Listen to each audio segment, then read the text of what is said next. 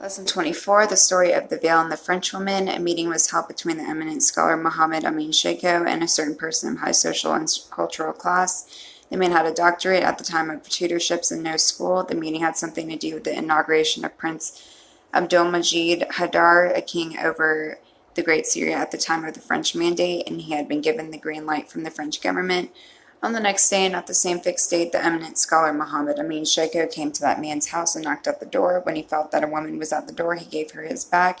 She was obliged to tell him that her husband would be 10 minutes late because of an important matter with General Sorel, the supreme French commander in Syria. So he descended the steps and waited in the street near the house. The doctor apologized for being late. Our man answered, "To be late for 10 minutes is not considered lateness." Then they entered the house and sat in the saloon before the talk for which the meeting was held. The wife of the doctor and her daughter came to attend the meeting.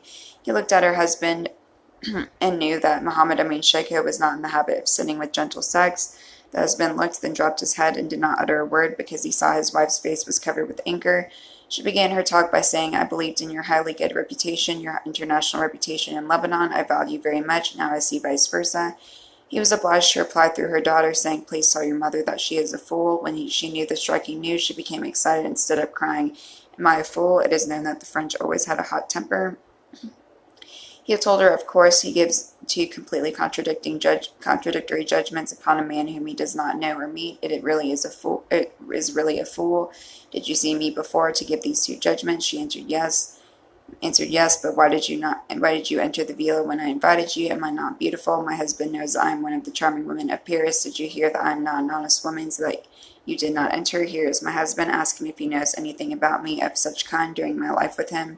Our man answered, "I am a Muslim. One of the basic things in our clear jurisprudence is that men keep to their own world and women keep to theirs too. The joining of the two sexes is taboo." She answered, "You Muslims have exaggerated much. The Jews are older than you are. The Christians are more powerful than you are too. Where did you get this veiling from?"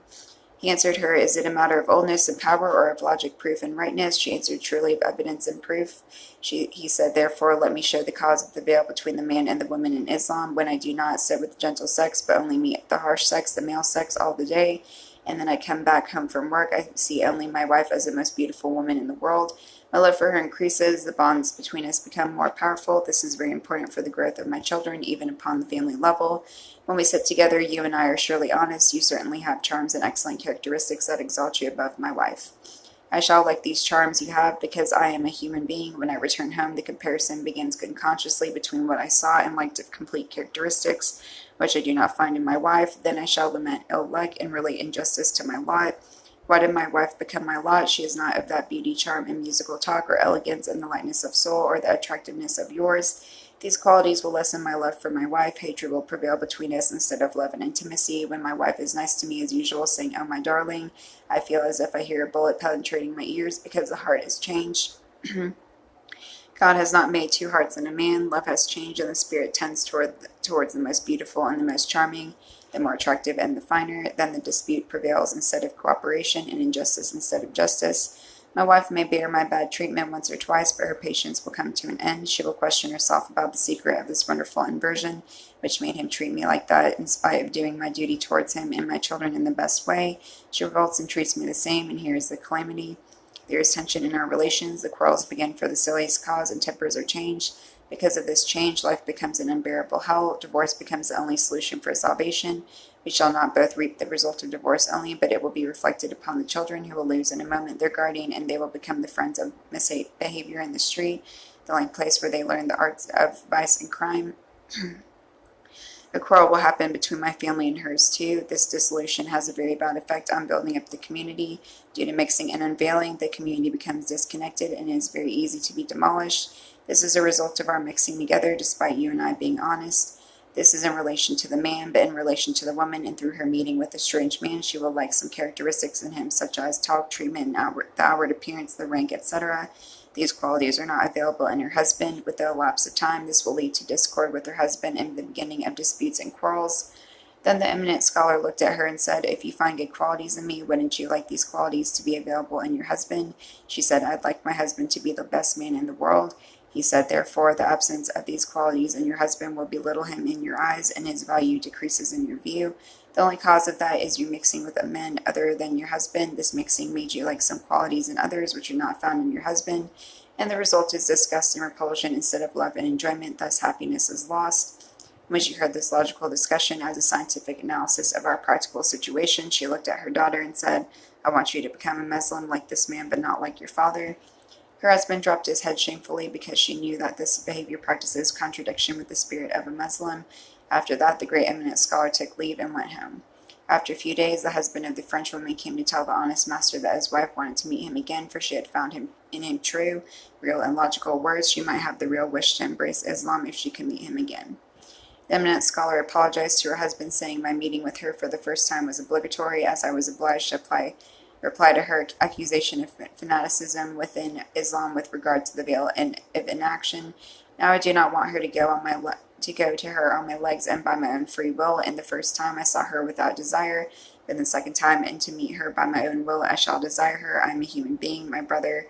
Thus I ruin myself, and this is not permissible. If she wants to embrace Islam, that is her free will.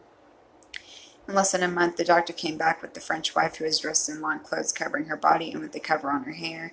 The eminent scholar Muhammad Amin Sheikha opened the door for them without a date beforehand.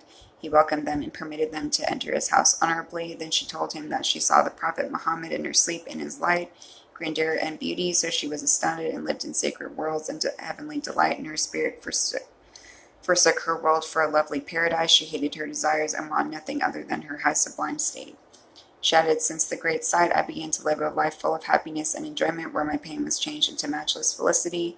I am still living it. For this reason, I decided to declare my Islam at your hands, and she embraced Islam. Yes, this real story occurred during the French mandate over Syria. Then he added, after embracing Islam, you have to cover your face in order to continue your elevated, cordial life, for we do not accept harmful charm. She answered, I cannot apply it now in one lot, because all my life I used to uncover my face, so it is difficult to apply it at present. She asked him to be patient with her a little, and she would accomplish that in accordance with God's will and in love for his messenger. The political troubles that stormed Damascus did not let them meet again, but he was reassured of her truthfulness. He was sure that she would accomplish everything by God's will.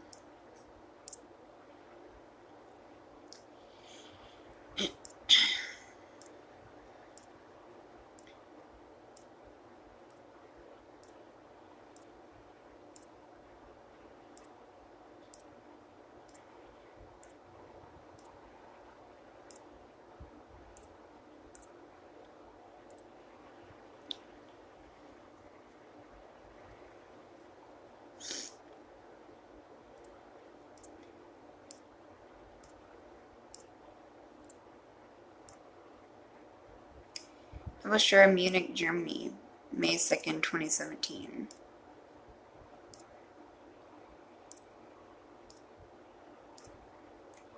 Thank you again for supporting the Books Works community.